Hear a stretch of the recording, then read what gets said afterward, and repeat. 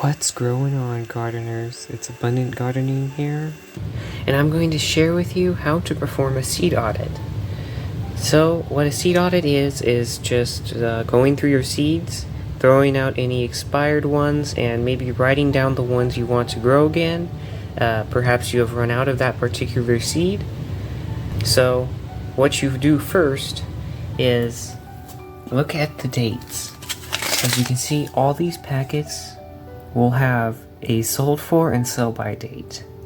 As you can see here, this is packed for 2022.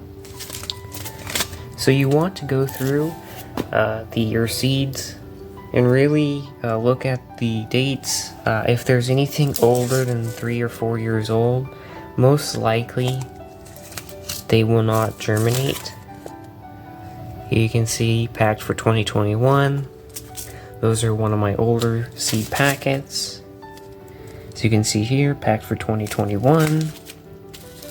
And then you just go through, if you do find any that are older than 3 to 5 years, then you might want to consider writing that one down and buying a new seed packet, because once the germination rate falls below 50%, then it's not worth wasting your time trying to grow.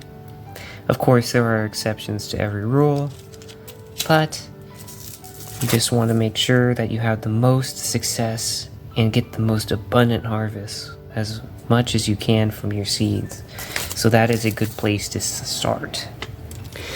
The next thing you want to make sure is just count your seeds. Just open your packets, maybe pour them out on a paper plate. Count your seeds. If you have less than what you plan on growing, definitely buy more.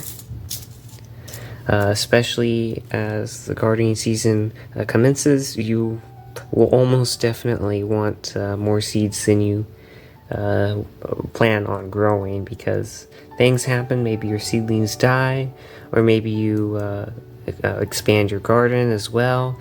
There are many things that you can grow, and you need the seeds to do it.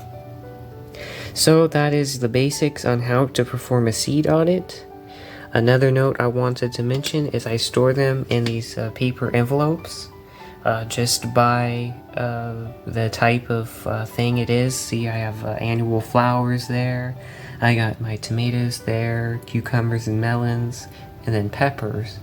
And then just keep them in a cool location, and your seeds will thrive for many years to come.